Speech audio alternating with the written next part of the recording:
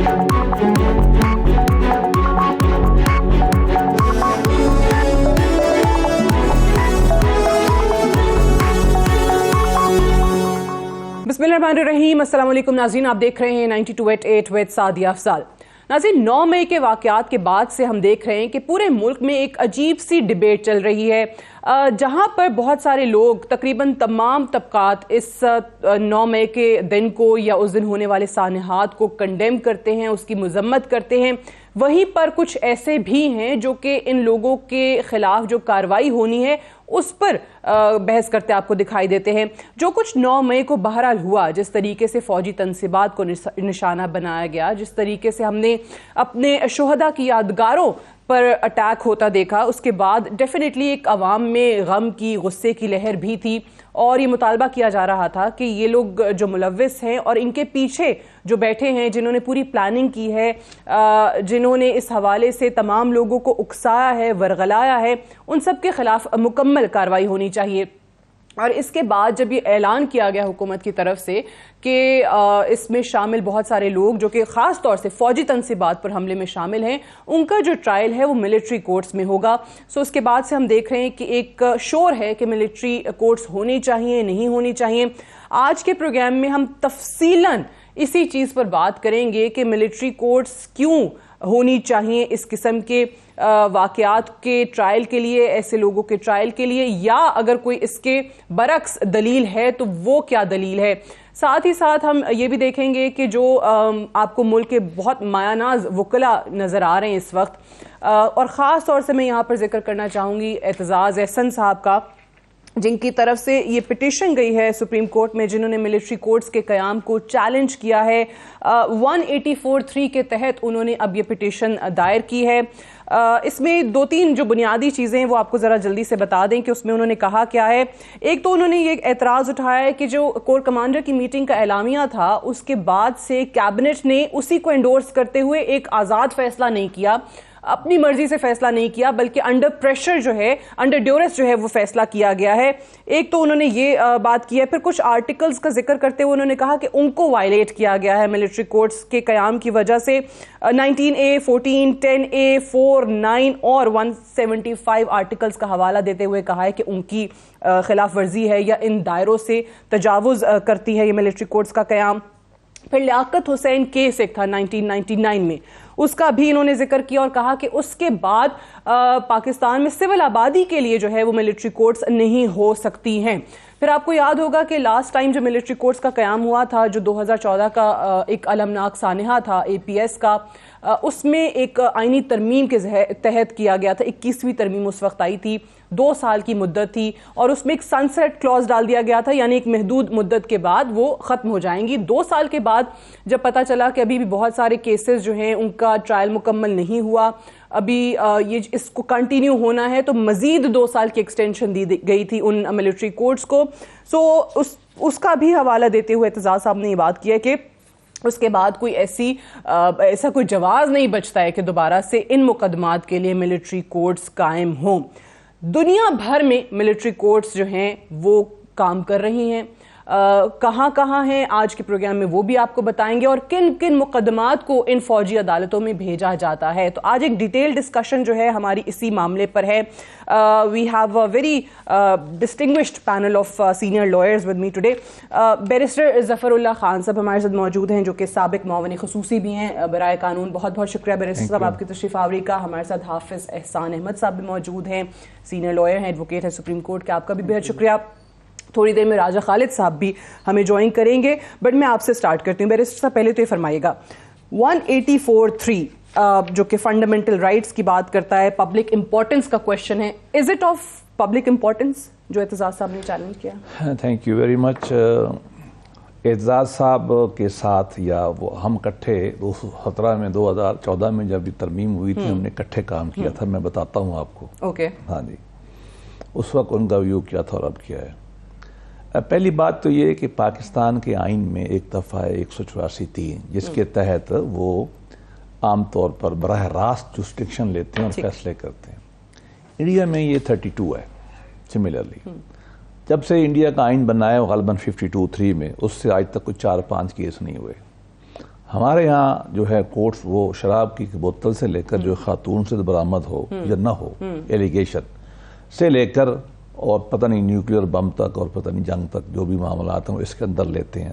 میری تو اس پہ بڑی کنسیڈرڈ اوپینین ہے. میں نے بارہ لکھا ہے کہا ہے کہ یہ مس یوز آف پاور ہے, بالکل نہیں ہونا چاہیے. اس پہ آپ ہائی کورٹ کی جو ہے سب سے بڑی بات تو یہ کہ اس کی اپیل نہیں ہے.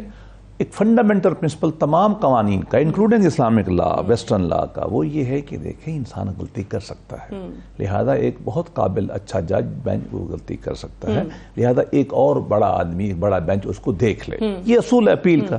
ہم تو عام طور پہ 2 اپیلوں کے لیے کہتے ہیں, یہ تو ایک بھی اس میں نہیں ہے. اور جو کوشش کی گئی ہے ابھی پارلیمان کی طرف سے کہ تھوڑا اس کو ریویو, وہ بھی اس کو پتہ نہیں کیا. بہرحال میں اس بات کے اصولاً آج سے نہیں, چودھری افتخار صاحب کے زمانے میں جب سے یہ معاملہ بہت تیز ہوا ہے, میں تو اس وقت اس کی مخالفت کر رہا ہوں. نمبر 1. نمبر 2 یہ ہے کہ اب دنیا میں جب بھی انقلاب لائے جاتے ہیں نا, یا کامیاب ہوتے ہیں یا ناکام ہو جاتے ہیں. جب انقلاب ناکام ہوتے ہیں تو یہ باتیں خوشی سے قبول کرنی چاہیے. وہ ہم جب طالب علم تھے نا, اسٹوڈنٹ لیڈر تھے, تو ہمیں ایک شعر یاد کرایا گیا تھا. وہ یہ تھا, جس کا ایک مثال سناتا ہوں. وہ یہیں سے لوٹ جائیں انہیں زندگی ہو پیاری, اور جنہوں نے عشق کرنا ہے پھر جان مارنے کے لیے آئے. اگر انقلاب لانے کی کوشش تو وہی تھی. دیکھو سارا سال اپنی طرف سے ان کا انقلاب لانے کی کوشش تھی. دیکھو ملٹری انسٹالیشن پہ چڑھے کیوں تھے, دیکھو ہمیں ماننا چاہیے, ان کو کہنا چاہیے کہ جی ہماری کوشش تھی, ہم ناکام ہو گئے, بری بات کیا. ان کا پلان تو یہی تھا نا کہ شاید ہم اس طرح سے چڑھائی کریں گے تو یہ پیچھے ہٹ جائیں گے. پیچھے نہیں, مولانا کا مراد تھا انقلاب کی شکل تھی. وہ نہیں ہوا تو اب ذرا ہمت کریں یار, ہونے کی کیا بات ہے, تاریخوں میں ہوتا رہتا ہے. وہ میں آج آپ کی اساتذہ سے نا, ان کو ایران کی بہت بڑے شہر ہے نظیری, غالباً وہ ہندوستان میں ہی آ کے رہے بڑا عرصہ. ان کا بڑا اچھا مصرع ہے کہ کسے کہ کچھ تنہ شد از قبیلہ ماں نیست. جو عشق کی راہ میں مارا نہیں جاتا نا, وہ ہمارے قبیلے میں سے نہیں ہے. اگر آپ نے انقلاب لے کے چلے تھے تو چلو یار ہمت کرو, ہونے کی کیا بات ہے. ٹھیک ہے, وہ ظاہر وہ باقی قانون پہ بعد میں اس پہ آتے. پہلے تو میں کہہ رہا ہوں کیونکہ پورا پروگرام آج ہم نے ڈیڈیکیٹ اس چیز پہ کیا ہے, تو سٹیپ بائی سٹیپ لے کر چلتے ہیں. لگتا ہے کوئی چیز لکھا ہوا ہے آپ لوگوں کے سامنے بیٹھتے ہوئے تیاری کرنی پڑتی ہے. میں بتاؤں گا اس کا پس منظر سارا. ٹھیک ہے, حافظ احسان صاحب آپ بتائیے, یہ ہم جو 184(3) کے حوالے سے اس پہ بھی آپ کا کامنٹ جو آ جائے تو اچھا ہو جائے گا, کہ واقعی پبلک امپورٹنس والی جو بات کی ہے انہوں نے دائرے کے اندر انہوں نے یہ درخواست دائر کی ہے, اور ساتھ ہی ساتھ وہ جو بہت سارے آرٹیکلز کا حوالہ دے رہے ہیں جس کی وائلیشن ہوئی ہے, تو واقعی ملٹری کورٹس بننے سے ان تمام آرٹیکلز کی وائلیشن ہو گئی ہے. بسم اللہ الرحمن الرحیم. آپ کا بہت شکریہ کہ آپ نے موقع دیا, اور ایک بڑا امپورٹنٹ ٹاپک ہے جو اس وقت پورے پاکستان کے اندر ایک ڈیبیٹ جس پہ چل رہی ہے. اس کے پراس بھی ہے, اس کے کونس بھی ہیں, اس کے پازیٹیو سائڈ بھی ہے, اس کے اوپر کرٹیسزم بھی کیا جا رہا ہے. لیکن بات اس وقت یہ ہے کہ اس وقت پاکستان کا قانون, پاکستان کا آئین اور پاکستان کی عدالتیں کیا کہتی ہیں, پھر اس کے بعد آگے چلیں گے. 1952 کا جو ملٹری ایکٹ ہے جو پاکستان بننے کے بعد بنا, اس کے بعد 1953 کے اندر پاکستان ایئر فورس ایکٹ آیا, پھر 1961 کے اندر پاکستان نیوی آرڈیننس آیا. تو اس وقت جو سویلین اوفینس تھا, یا وہ لوگ جو سویلینز تھے وہ ملٹری ایکٹ کی جورسڈکشن میں نہیں آتے تھے. 1967 کے اندر جو defence services laws ordinance number 3 اور 4 آئے, اس کے اندر 2 امینڈمنٹس آئیں. ایک امینڈمنٹ یہ آئی سیکشن 2D کے اندر آئی کہ جس کے اندر پہلی دفعہ ایکسیپشن کریٹ کی گئی آرمی ایکٹ کے اندر, اور سویلینز کو اس کے اندر دائرہ کار کے اندر لے کے آیا گیا, اور اسی کے اندر آفیشیل سیکرٹ ایکٹ 1923 کو بھی لے کے آیا گیا. دوسری امینڈمنٹ جو ہے وہ آئی 59 کے اندر, جو سیکشن 59 تھا, اس کے اندر ایک سویلین اوفینس کا ذکر کیا گیا, اور دوسرا اس چیز کا ذکر کیا گیا کہ 59 جو ہے وہ اوور رائڈنگ افیکٹ ہے دوسرے لاز کے اوپر. اگر آپ کا PPC ہے یا CRPC کوئی بھی لا ہے جو کرمنل ہے, تو اس کا اوور رائڈنگ افیکٹ جو ہے وہ سیکشن 59 کے اندر آئے گا. دونوں یہ امینڈمنٹس جو تھیں یہ پہلے پشاور ہائی کورٹ کے اندر چیلنج ہوئیں, اور پشاور ہائی کورٹ نے ان دونوں امینڈمنٹس کو ویلیڈیٹ کیا, اور انہوں نے کہا کہ یہ کوئی فنڈامنٹل رائٹس کے خلاف نہیں ہے. اور اس وقت 1962 کا کانسٹیٹیوشن جو تھا وہ ہمارے ملک میں چل رہا تھا. اس کے بعد یہ معاملہ ہے وہ لاہور ہائی کورٹ کے اندر گیا, اور لاہور ہائی کورٹ نے بھی ان دونوں امینڈمنٹس کی فیور میں فیصلہ دیا, اور اس کے ساتھ انہوں نے ایک ریفرنس جو ہے وہ سپریم کورٹ آف پاکستان کو بنا کے بھجوایا کہ چونکہ یہ امپورٹنٹ پبلک انٹرسٹ کا میٹر ہے تو آپ اس کو دیکھیں. سپریم کورٹ آف پاکستان کے اندر یہ معاملہ ٹیک اپ ہوا اور اس وقت کے جو چیف جسٹس حمود الرحمان تھے ان کی سربراہی میں ایک بینچ بنا اور اس بینچ نے 1975 کے اندر ایک فیصلہ دیا. وہ 1975 کا فیصلہ یہ تھا کہ یہ کوئی نیا اوفینس نہیں ہے, نہ کوئی نئی لائبلٹی کریٹ کرتا ہے, بلکہ اور نہ ہی یہ فنڈامنٹل رائٹس کے خلاف ہے, اور انہوں نے یہ دونوں جو امینڈمنٹس تھی ان کو ویلیڈیٹ کیا. اب 75 سے لے کے 2007 تک جو یہ 1975 بریگیڈیئر ایف پی علی کی ججمنٹ ہے اس کو ویلیڈیٹ کرتی رہی ہے سپریم کورٹ آف پاکستان. اس کے بعد 2014 کے اندر 21ویں آئینی ترمیم اس ملک کے اندر آئی, اور جس کی طرف آپ نے اشارہ بھی کیا آرمی پبلک اسکول کے اندر, اور اس کے ساتھ ساتھ آرمی ایکٹ کے اندر بھی امینڈمنٹس آئیں, اور یہ امینڈمنٹس آئیں 2015 کے اندر, اور اس کے اندر ایک سنسیٹ کلاس تھی. وہ انہوں نے سنسیٹ کلاس کا بھی حوالہ دیتے ہوئے کہا کہ اس کا مطلب ہے کہ پارلیمان یہ بات مان گئی ہے کہ اس کے بعد ہمیں ضرورت نہیں ہے. وہ دو مختلف اچھا اس کے اندر پھر ہوا یہ کہ پھر 23ویں آئینی ترمیم آئی اور اس کے اندر پھر 2 سال جو تھا اس کو ایکسٹینڈ کیا گیا. اب جب اس کو ایکسٹینڈ کیا گیا تو اس کے اندر وہ جو امینڈمنٹس تھیں جو پارلیمنٹ لے کے آئی تھی 1952 کے ایکٹ کے اندر, اس کو بھی آج تک کنٹینیو. اب اس کے 2 ایسپیکٹ ہیں.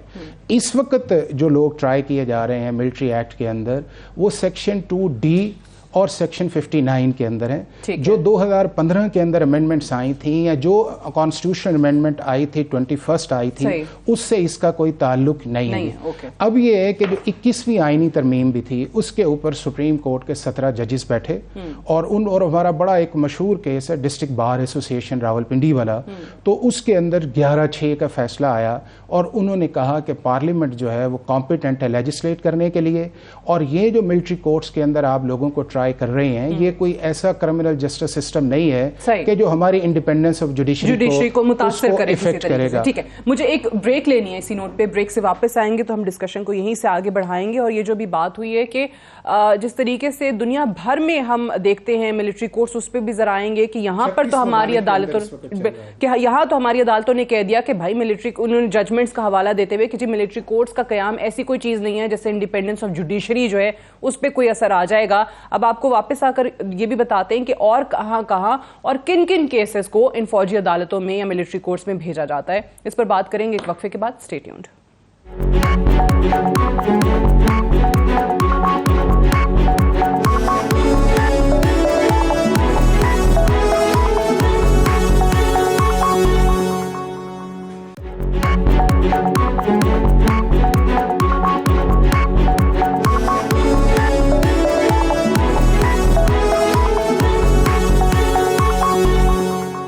Welcome back. پروگرام میں ایک بار پھر سے خوش آمدید. پروگرام میں آج ہم بات کر رہے ہیں ملٹری کورٹس کے قیام کے حوالے سے, خاص طور سے 9 مئی کے واقعات کے تناظر میں, اور وہ لوگ جو ان تمام چیزوں میں ملوث رہے ہیں ان کے مقدمات ملٹری کورٹس میں جانا کیوں ضروری ہے, اور جو ایک پرسپشن دیا جا رہا ہے, آپ سوشل میڈیا پہ بھی دیکھتے ہیں اکثر ڈیبیٹ یہ ہو رہی ہوتی ہے کہ ایسا کرنے سے نہ جانے کون سے انسانی حقوق کی خلاف ورزی ہو جائے گی. آپ کو وزیر قانون نے بھی پچھلے دنوں ایک بار پھر سے بتایا ہے کہ اس میں بالکل ملزم کو شفاف ٹرائل کا حق حاصل ہوگا. اس میں انہوں نے یہ بھی بتایا کہ اپیل بھی دائر کی جا سکتی ہے ملٹری کورٹ کے فیصلے کے خلاف. تو یہ بہت ساری چیزیں جو آپ کو سوشل میڈیا پہ اس کے برعکس ایک تصویر نظر آتی ہے. انہی تمام چیزوں پہ ہم بات کر رہے ہیں, اور ابھی ہمیں ڈیبیٹ میں راجہ خالد محمود صاحب نے بھی جوائن کر لیا جو کہ سابق اٹارنی جنرل ہیں. آپ کو بھی خوش آمدید کہتے ہیں.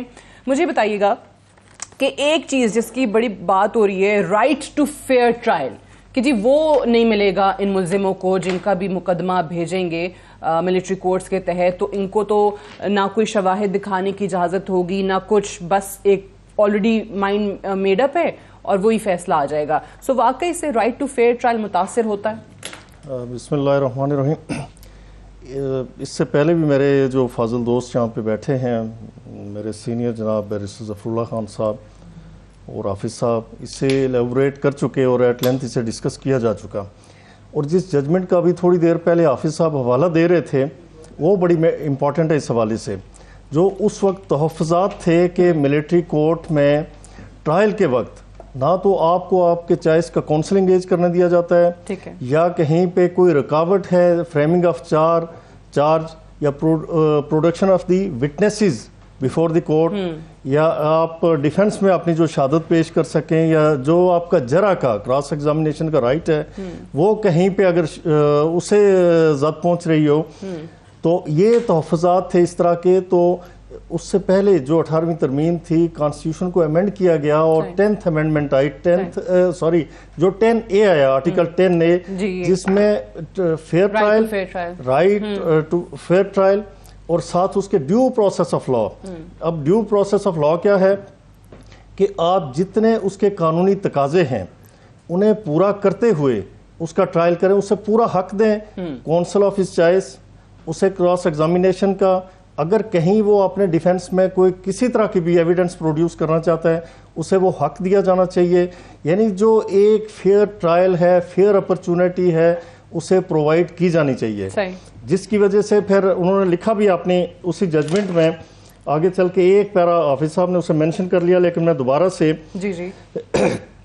جو تحفظات تھے تو اسے 17 رکنی بینچ تھا، یعنی فل کورٹ تھی، headed by the Chief Justice of Pakistan, Mr. Justice Nasir Mulk. انہوں نے کہا process and procedure followed by the forum established and under Pakistan Army Act 1952 had been found to be satisfactory and consistent with the recognized principles of criminal justice in different judgments of the Supreme Court and Federal Shariat Court. Procedure which was found acceptable by the superior courts for officers and men of the Pakistan Army could hardly be termed as unacceptable for trial of terrorists/civilians. It is important.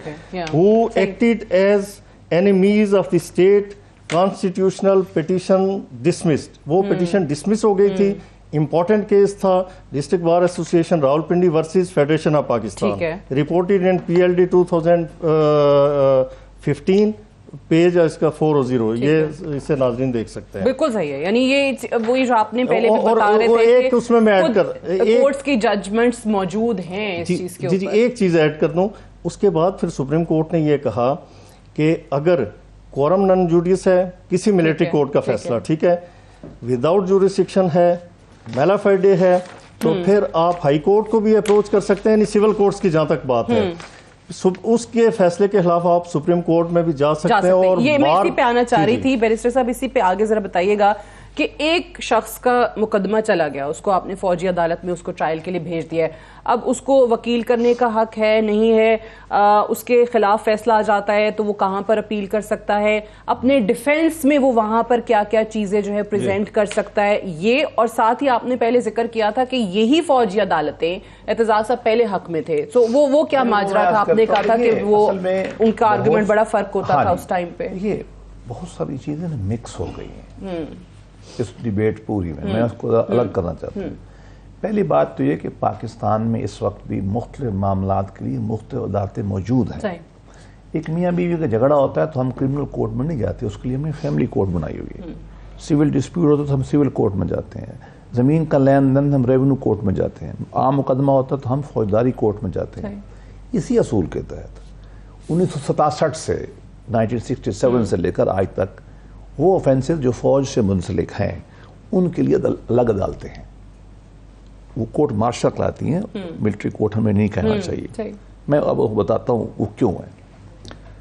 یہ military court normally لوگ کیوں گھبرا رہے ہیں؟ وہ اس لیے گھبرا رہے ہیں کہ جب بھی مارشل لا لگتا رہا ہے وہ کورٹس میں آتی تھیں، اور کورٹس میں عام جو اوفینسز ہوتے ہیں ملک میں، چوری ہے، ڈاکہ ہے، پولیٹیکل پرابلم ہے، ان کا وہ مقدمہ چلاتے تھے جس میں کوئی پرابلم پیدا ہوتا تھا.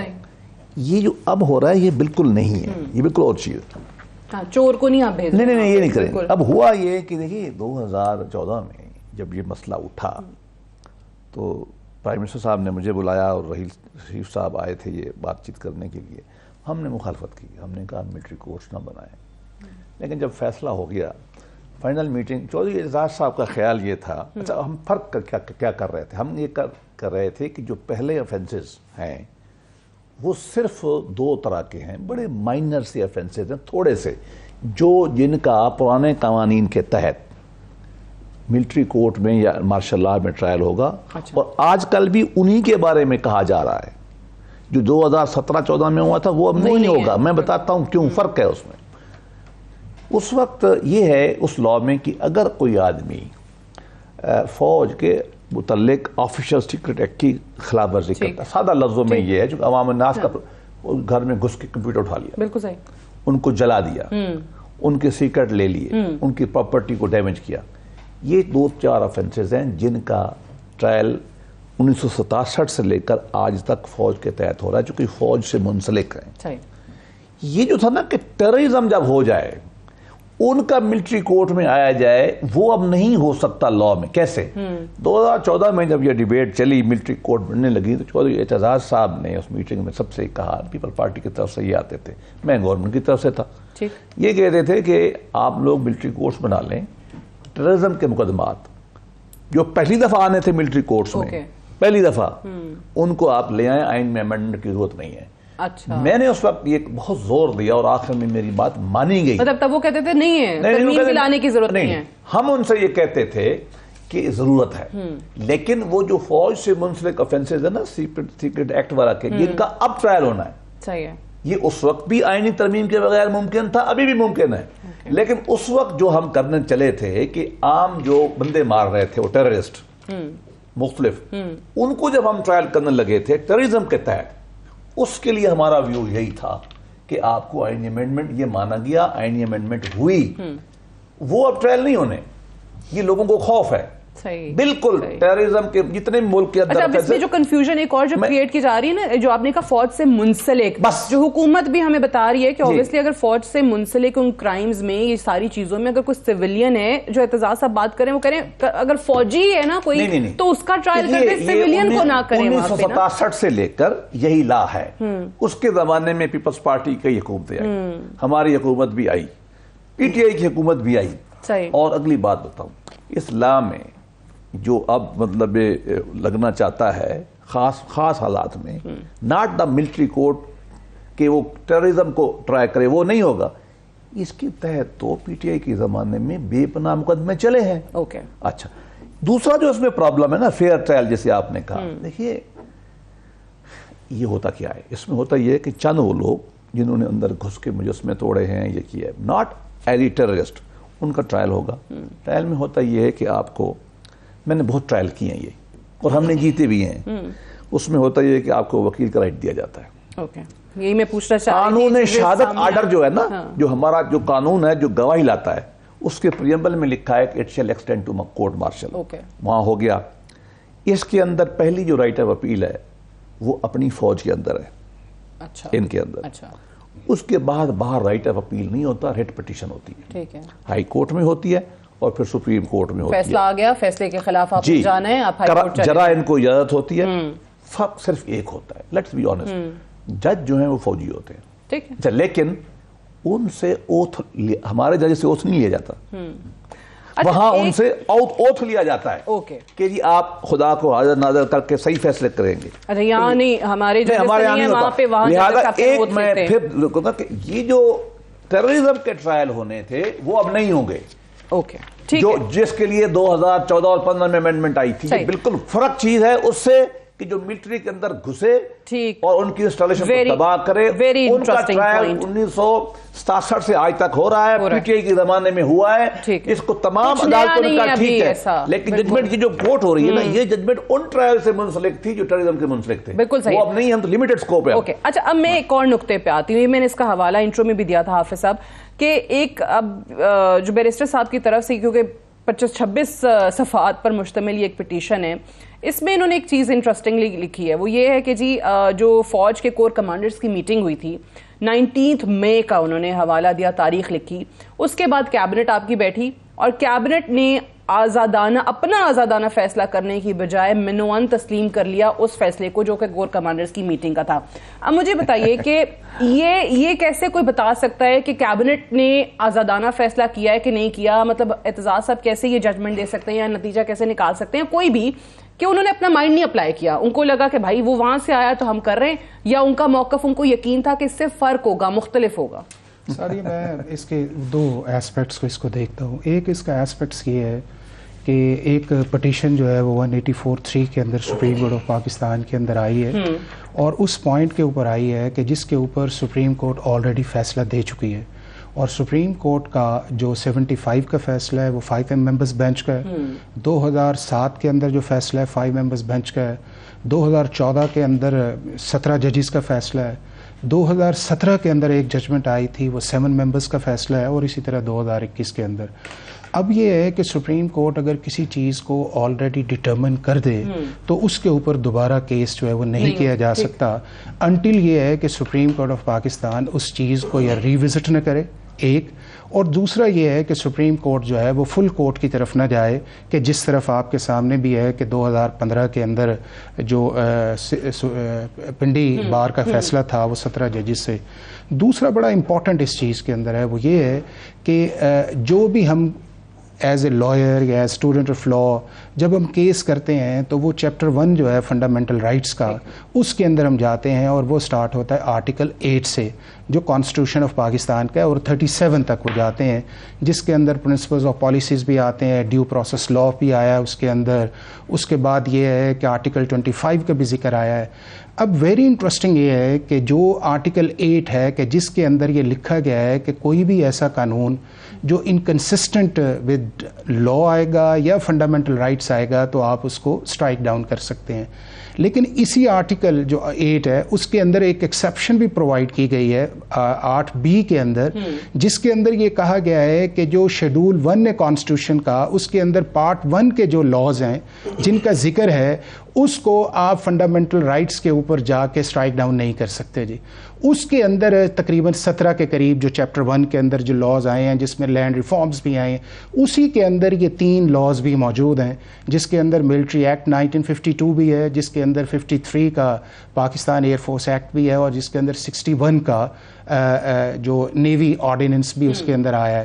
تو اب یہ ہے کہ اگر سپریم کورٹ اس کے اندر جائے گی تو ایک تو یہ ہے کہ یہ صرف جو اسٹرائک ڈاؤن والا معاملہ لکھا گیا ہے جو اس پٹیشن کے اندر بھی آیا ہے کہ جس کے اندر انہوں نے کہا ہے کہ جو سیکشن 2D کی امینڈمنٹس ہیں اور اس کے بعد جو سیکشن 59 ہے اس کو کیا جائے، لیکن یہ دونوں چیزیں جو ہیں وہ آلریڈی سپریم کورٹ فیصلہ بھی کر چکی ہے، اور جن گراؤنڈز کے اوپر انہیں چیلنج کیا جا رہا ہے وہ گراؤنڈز جو ہیں اس کے اندر کانسٹیٹیوشن بذات خود ایک ایکسیپشن جو ہے وہ پرووائڈ کرتا ہے کہ یہ فنڈامنٹل رائٹس کے اندر نہیں آئے گا، تو لہذا یہ سپریم کورٹ آف پاکستان کے اندر جب یہ معاملہ جائے گا تو اس وقت فیڈریشن کو بھی نوٹسز آئیں گے، اٹارنی جنرل کو بھی آئے گا، کچھ اور 5 لوگ جو ہیں وہ سول سوسائٹی سے ان کی بھی گئے ہوئے ہیں۔ میں جو پہلے پوائنٹ کہہ رہی تھی کور کمانڈرز کی میٹنگ کا مطلب اگر بیرسٹر صاحب نے ایک آرگومنٹ دیا ہے، آپ کا آرگومنٹ ایگزیکٹلی وہ ہے کیونکہ آپ بھی اسی سے یقین کرتے ہیں، تو ہاؤ کین آئی سے کہ بھائی آپ نے اپنا مائنڈ اپلائی نہیں کیا، آپ نے بیرسٹر صاحب کی بات کو کیبنٹ سے پہلے جو تھی وہ نیشنل سیکیورٹی کمیٹی کی میٹنگ ہوئی تھی، اس کمیٹی کے اندر گورنمنٹ بھی تھی اور دوسرے جو ہمارے ملٹری اسٹیبلشمنٹ کے لوگ ہیں وہ بھی تھے، اس کے اندر فیصلے ہوئے تھے، اور ان فیصلوں کو جا کے ڈیبیٹس کے بعد جب کیبنٹ کے اندر گئے تو کیبنٹ نے جا کے اس کے اوپر ایک فیصلہ کیا، اور وہ اس لیے یہ ہے کہ ہمارا ملٹری ایکٹ یہ کہتا ہے کہ جتنی دیر تک فیڈرل گورنمنٹ جو ہے وہ اپروول نہیں دے گی کسی ٹرائل کو کرنے کی، اتنی دیر تک وہ ٹرائل جو ہے اس کی کوئی لیگیلٹی جو نہیں ہے، تو وہ اس چیز کا اب کیبنٹ کے منٹس ڈیفینیٹلی آئیں گے تو اس کو پرزیوم کرنا جو ہے کیسے کرتی میں کہنا بتا دیتی کہ ہوتا کیا ہے۔ کیبنٹ اپنے تئیں سے کوئی فیصلہ نہیں کرتی، کیبنٹ سے نیچے ایک سمری آتی ہے، اس میں ہر ڈپارٹمنٹ لکھتا ہے کہ یہ قبول کر لیا جائے، تو کیبنٹ قبول کرتی ہے یا ریجیکٹ کرتی ہے یا امینڈ کرتی ہے۔ تو کیا ہم یہ کہیں گے کہ جب کسی ڈویژن کی سمری آئی ہے کیبنٹ نے مان لیا، انہوں نے ڈکٹیشن کیا ہے؟ ایسا ہوتا نہیں ہے۔ ان کو دیکھیں فورم ہے، 50 بندے باتیں کرتے ہیں، وکیل بھی مطالبے کرتے ہیں، پھر کیبنٹ میں جاتا ہے، کیبنٹ قبول کر لیتی ہے، تو ہم کیا کہیں گے کہ انہوں نے وکیلوں کی بات مانی؟ ایسا نہیں ہے، کیبنٹ آئسولیشن میں ورک نہیں کرتی، اس کے سامنے تجاویز آتی ہیں، وہ قبول کرتی ہیں، قبول نہیں کرتی۔ اچھا وہ جو ترمیم جس میں اعتزاز صاحب ہمارے ساتھ تھے، کئی میٹنگ میں ہم بیٹھے تھے، میں نے مخالفت کی تھی، ہم نے کہا نہیں ہونا چاہیے، لیکن اس وقت چونکہ حالات بہت خراب تھے، میاں نواز شریف نے فیصلہ کر لیا، ہم نے لا بنا دیا۔ اور بھائی اس وقت کیا ہم یہی کہیں گے کہ اس وقت کی کیبنٹ، یا ایک اور بات ہے، یہ فیصلہ ہوا تھا تمام پولیٹیکل پارٹیز میں، ہم نے ان کو بلایا تھا، کیا وہ بھی ڈکٹیشن تھا؟ ایسا نہیں ہوتا، ایسی باتیں میں نہیں کرنی چاہیے۔ کیبنٹ کسی کی بھی ہو، ہمارا ہائیسٹ ڈیسیژن میکنگ فورم ہے، اور وہ ہمیشہ فنکشن کرتا ہی ایسے ہے کہ اس کو کوئی ریکویسٹ بھیجتا ہے، مطالبہ کرتا ہے، اس کو وہ دیکھ کے ہاں یا نہ کرتا ہے. اوکے اچھا، اب ایک آپ نے بڑا انٹرسٹنگ پوائنٹ جو پہلے کہا تھا کہ ان سے اوتھ لیا جاتا ہے، جو ججز بیٹھے ہیں. اب اسی پہ ذرا راجہ صاحب آ جائیے کہ اگلا نقطہ اس میں یہ موقف ان کا آیا ہے کہ جی 7 جون کو ایک فارمیشن کمانڈرز کی میٹنگ ہوئی جس میں پاک فوج کے چیف، سینئر جنرلز وغیرہ موجود تھے. پھر اس کے بعد ایک پریس ریلیز آتی ہے اور اس میں یہ کہا گیا کہ جی جو کثرت سے جمع کیے گئے ناقابل تردید شواہد ہیں ان کو نہ جھٹلایا جا سکتا ہے نہ بگاڑا جا سکتا ہے. یہ اپنی پٹیشن میں وہ مینشن کر رہے ہیں. تو اب اسی سے آگے انہوں نے آرگومنٹ اپنا یہ بلڈ کیا ہے کہ جب سینئر ججز including the chief of the institution یہ آپ کو کہہ دیتے ہیں کہ نہیں جی irrefutable ایویڈنس ہے، سو پھر وہ جو ججز بیٹھے ہوئے ہیں فوجی عدالتوں کے اوپر وہ کیسے اس کے خلاف جائیں گے؟ روز کرتے ہیں. یہ ان کا نقطہ ہے. راجہ روز ہوتا صاحب فرمائیے. دیکھیں یہ میں بیرسٹر صاحب اس کی وضاحت کر چکے ہیں بڑی اچھی طرح سے. وہ تو انہوں نے اوتھ والی بات بتا دی، اب وہ کہہ رہے ہیں روز ہوتا ہے، کوئی ایسی بھی مثال ہے. اوتھ سے پہلے میں ایک اور کہ پچھلا جو دور کا اس میں 25 لوگوں کا انہی کورٹس نے ٹرائل کیا اسی لا کے تحت، اسی لا کے تحت 3 کو ڈیتھ سینٹینس ہوئی. اور یہ کوئی نئی امینڈمنٹ نہیں، جس طرح بیرسٹر صاحب نے فرمایا یہ بالکل اپنی جگہ حقیقت ہے اور درست بات ہے کہ اس کے لیے کانسٹیٹیوشن کو بھی امینڈ کرنا قطعاً ضروری نہیں تھا، کیونکہ اسٹیچوٹ کے اندر لا کے اندر ایک چیز پرووائڈڈ ہے. اور وہ جو کہتے ہیں کہ جی لا کے اندر یہ موجود نہیں ہے کہ سویلین کا ملٹری کورٹس میں ٹرائل ہوگا، تو وہ اس کے بالکل جو 21D ہے اس کے 3 میں واضح لکھا ہوا ہے کہ persons not otherwise subject to this act who are accused of. اور ساتھ یہ میں ایک لائن پڑھ لیتا ہوں کہ جو متعلقہ اس کی کلاز ہے 3، وہ کہتی ہے کہ اور اٹیک باقی اوفینسز کے علاوہ اٹیک اینی سول اور ملٹری انسٹالیشنز ان پاکستان. جو کوئی سیولین ملٹری انسٹالیشنز پہ، سیولین انسٹالیشنز پہ یا اس طرح کی جو لائک GH کے اور جس طرح سے ہوا یہ کام، تو پوری طرح سے اس کے ایمبٹ میں آتا ہے، اس کے دائرہ اختیار. اب جو دوسرا یہ آپ کہہ رہے ہیں صرف فوجی تنصیبات پہ حملہ جو کریں گے نا، فوجی تنصیبات، جس طرح وہ ریڈیو پاکستان والا پشاور والا ہوا اس کو اس سے الگ رکھیں گے، اس میں نہیں آئے گا. تو ان پہ جو بھی وہ سیولین جا کے دیکھیں، ایک آسان سی بات ہے کہ کورٹ میں کوئی فرد جاتا ہے کسی کیس کے حوالے سے، کورٹ میں جا کے جج پہ حملہ آور ہوتا ہے. اب وہ کرمنل کیس تو اس پہ پولیس جو متعلقہ تھانے کی ہے وہ تو بنائے گی، لیکن کنٹیمپٹ آف کورٹ اس جج کا اختیار ہے، اس کے اندر اسے بھیجے گا. یہ نہیں کہ کرمنل آفینس کانسٹیٹیوٹ ہو گیا، پولیس نے FIR کا.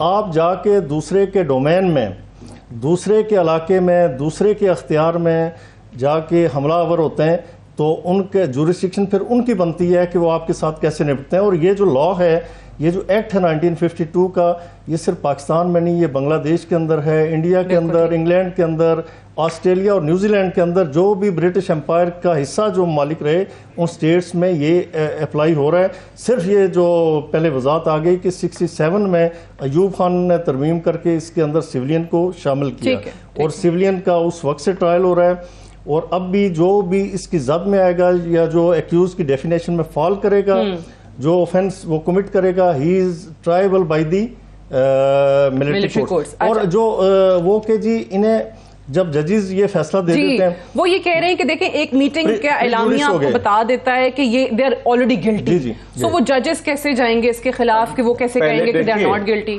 دیکھیں جو بھی پروسیکیوشن آتی ہے، if I have evidence to present, جب بھی پروسیکیوشن آتی ہے نا، وہ شروع یہیں سے ہوتی ہے کہ ہمارے پاس بہت اچھا ایویڈنس ہے، لیکن یہ کلیم ہوتا ہے، ہم روز کرتے ہیں، اس کے بعد کورٹ میں پیش ہوتے ہیں اور وہ انہوں نے دیکھنا ہے، ان کو فلی اختیار ہے.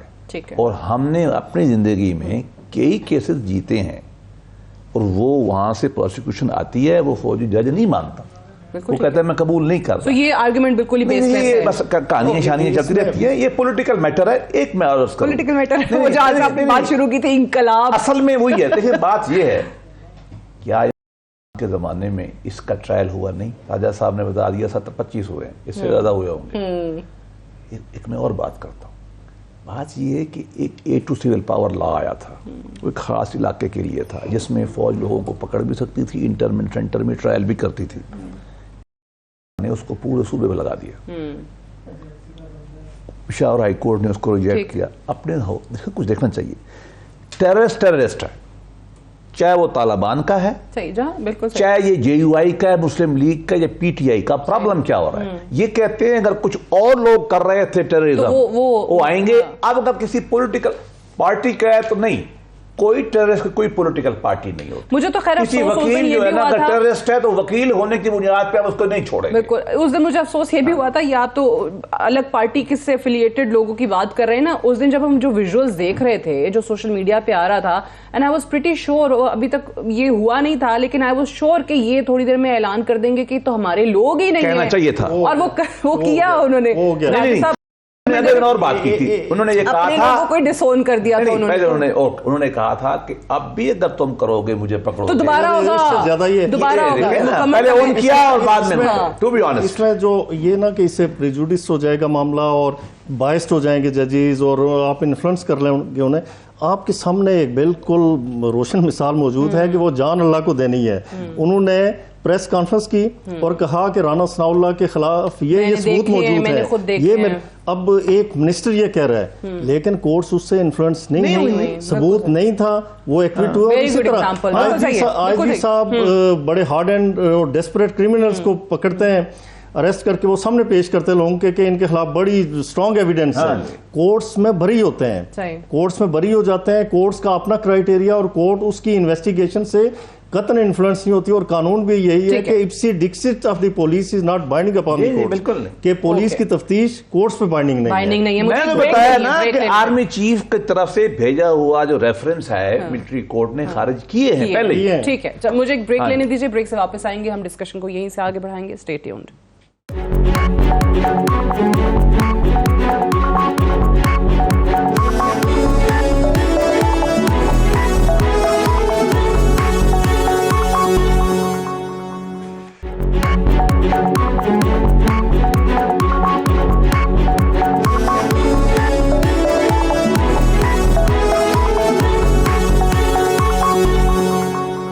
वेलकम बैक प्रोग्राम में एक बार फिर से खुश आमदीद। आज प्रोग्राम में हम बात कर रहे हैं जो फौजी अदालतों के क़याम को लेकर काफ़ी एक परसेप्शन जो है वो शायद फैलाने की कोशिश की जा रही है, मिसकंसेप्शंस जो हैं वो बहुत ज़्यादा हैं जो कि आपको सोशल मीडिया पे सुनने को मिलते हैं, और इसको चैलेंज भी किया है कुछ हमारी सिविल सोसाइटी के लोगों की तरफ से और एतजाज़ साहब की तरफ से भी, जहाँ पे इनके इख्तियारात के हवाले से और साख्त के हवाले से जो स्ट्रक्चर है उसको चैलेंज किया है उन्होंने सुप्रीम कोर्ट में, और इसी पे हम बात करें। अब इसमें पहले अगर आप हाफिज़ साहब बता सकें, जो हम पहले बात कर रहे थे कि और भी दीगर ममालिक के अंदर ये है, अब बाहर अभी व्हाइट हाउस में जो अटैक करने वालों के साथ देख लें वहाँ क्या हुआ है, वहाँ तो अगर आप बाहर किसी पुलिस अफसर को धक्का भी दे दें तो दैट्स वेंडलिज्म। हमारे यहाँ तो आप जला रहे हैं सारी चीज़ें और आप कहते हैं कि नहीं इनकी डिग्निटी का ख्याल रखें, और वहाँ पे फिर ह्यूमन राइट्स की डिबेट शुरू हो जाती है।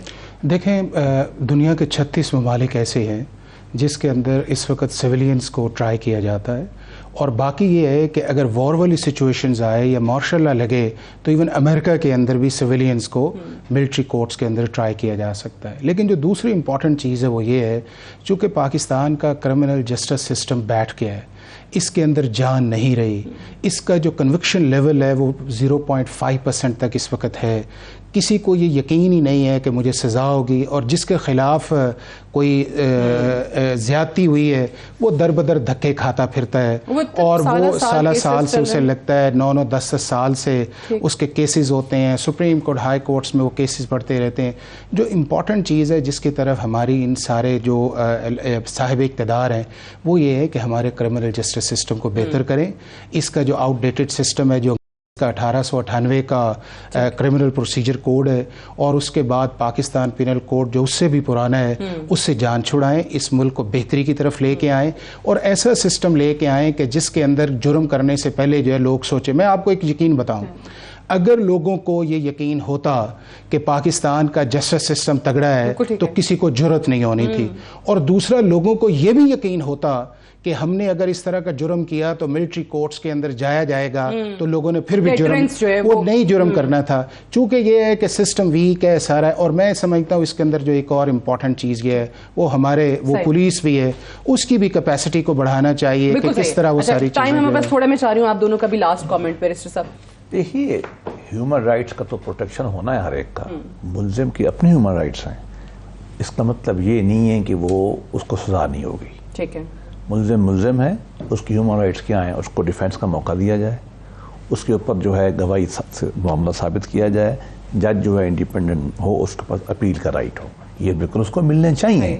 لیکن اگر یہ کہا جائے کہ چونکہ یہ فلاں پولیٹیکل پارٹی کا ایک ایکٹیوسٹ ہے اور اس نے آدمی کی انسٹالیشن پہ حملہ کیا ہے لہذا اس کے حقوق انسانی کے تحت اس کا ٹرائل بھی نہ کیا جائے, یہ نہیں ہونا چاہیے بس. اچھا, اس میں ایک لاسٹ کامنٹ آپ راج صاحب اس میں ذرا یہ بھی بتا دیجیے گا جو بات رہ گئی, کیونکہ اس پہ بھی بڑی ڈبیٹ ہوتی ہے کہ وہ لوگ جو فزیکلی پریزنٹ تھے, جو جلا رہے تھے, مار رہے تھے, وہی ہیں یا پھر ایڈرز ایبیٹرز آپ نے ذوالفقار علی بھٹو کو پھانسی دی ہے نا اسی سپریم کورٹ نے, ہم تو اس کے حق میں نہیں ہیں, بھٹو صاحب موجود تھے.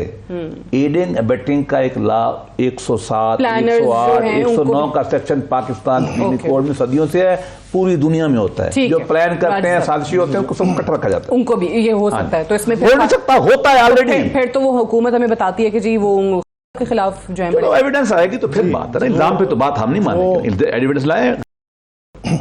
جو سیڈیوس کرتے ہیں, جو انسائٹ کرتے ہیں, جو انسٹیگیٹ کرتے ہیں, جو ایبیٹ کرتے ہیں, وہ they are equally liable to be prosecuted under this لا.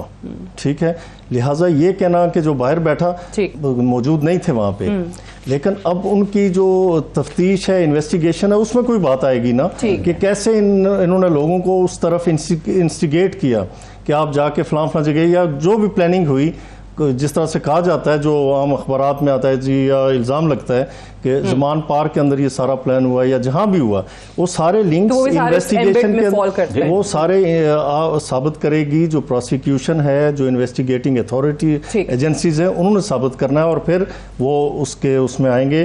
تو یہ اس سے پہلے جس طرح مینشن کیا اپنا بیرسٹر ظفر اللہ صاحب نے کہ قانون کے اندر تو یہ ہے کہ ایبیٹر کی بھی وہی سزا ہے جو موقع پہ موجود ملزم ہے, جو کرمنل جس نے خود اپنے ہاتھوں سے کوئی آگ لگائی. بہت شکریہ. Unfortunately I have run out of time, I have to wind up ہے. بہت شکریہ راجہ خالد محمود صاحب, حافظ احسان احمد صاحب, بیرسٹر ظفر اللہ خان صاحب پروگرام میں جوائن کرنے کے لیے.